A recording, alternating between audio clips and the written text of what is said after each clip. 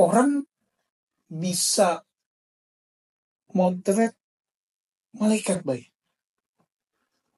Pasti berharga banget tuh fotonya.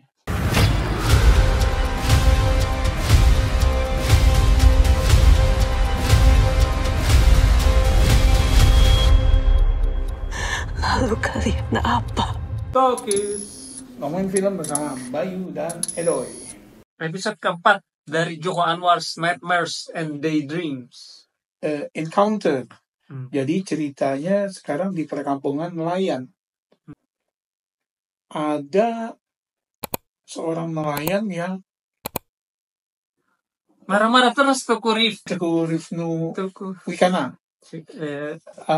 Dia marah karena si Lukman Sardi nyolong start.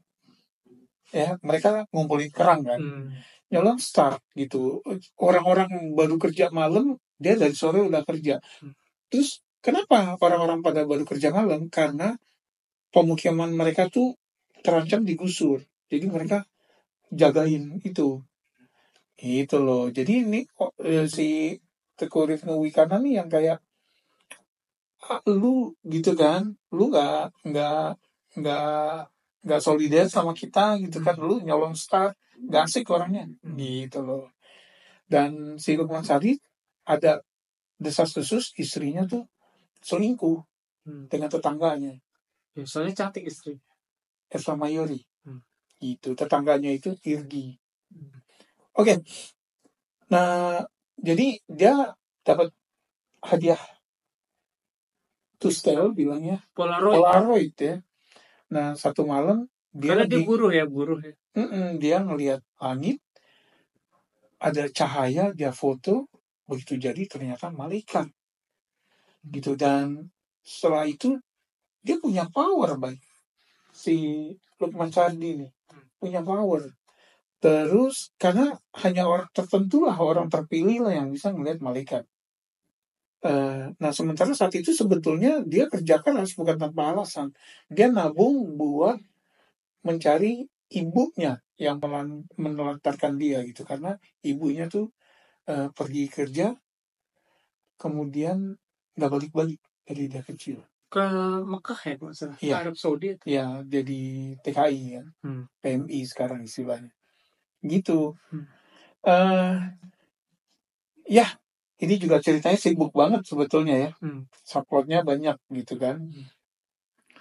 Belum ditambah kehadiran tokoh wartawan si Arik Riting yang ingin memuat berita tentang foto malaikat ini gitu. Terus juga si Teguh Rifnu Wikana tuh butuh uang karena dia mukul aparat gitu loh. Kalau mau damai oke, tapi lu bayar. Kayak gitu. Memang padat nih plotnya. Itu menurut lo gimana? Menurut gue seperti semuanya juga plotnya ngehook juga buat gue. Jadi gue penasaran apa benar malaikat atau apa. Tapi kalau gue suruh nebak sih pada saat gue nonton, gue nebak ya karena filmnya udah kayak gini, gue mikir malaikat beneran atau alien gitu kayak. Itu. Terus ya memang tadinya gue keberatan sama si Teguh Rifnu ini, marah-marah mulu kayak capek gue nontonnya gitu. Cuman lama-lama nggak keberatan juga. Menurut gue secara premis dan cerita oke. Walaupun memang kalau kita baca-baca di internet lagi semua kayak ngetawain endingnya. Oke. Again premisnya sama, sepakat gue, ini ngehook, menarik banget. Actingnya juga bagus-bagus gitu. Ada Joko Anwar juga. Iya benar. Jadi aparat. Nah selain ending, menurut gue ada satu hal kecil yang masih belum ditaklukkan di episode ini dan di sinema Indonesia secara keseluruhan, yaitu wig dan kumis palsu. Tokoh Irgi kita tahu itu lupus milenium ya dulu ya. Oke. Pokoknya klimis lah. Di sini tuh digambarin dia pakai kumis, tapi kumisnya tuh palsu banget kelihatan, ya. Terus rambut palsunya palsu banget kelihatan, gitu loh. Harusnya bisa lebih dari itu. Ini proyek internasional, gitu kan? Ya harus bisa lebih dari itu.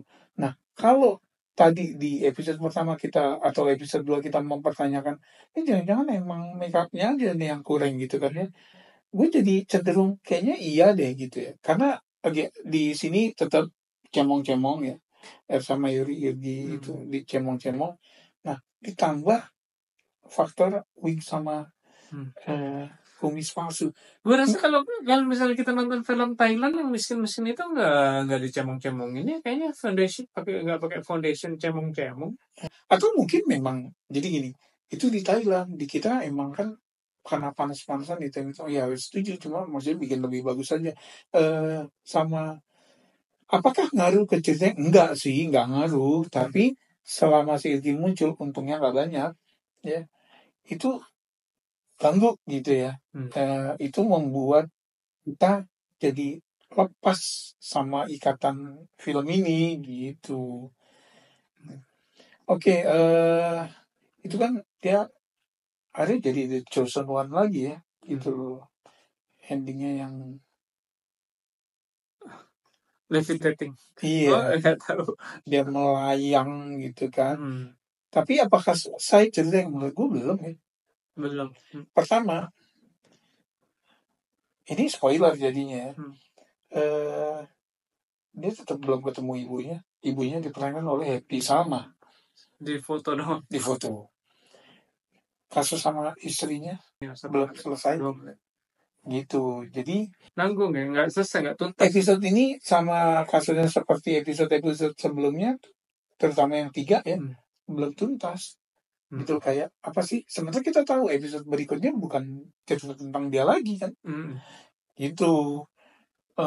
Nanti dijahit di episode terakhir, ya udah itu urusan nanti gitu kan ya.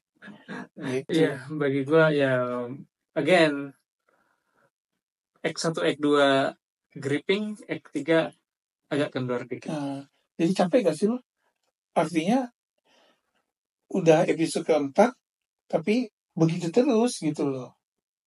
Di bagian ending yang melulu gitu. Gitu. Nah, karena gue nonton berurutan gitu ya, jadi berasa gak dicicil satu episode. Karena nonton berurutan jadi mulai berasa gitu ya. Oke. Skor 6,5. gue kasih oke, gue 6,5 juga gitu, karena gue suka sama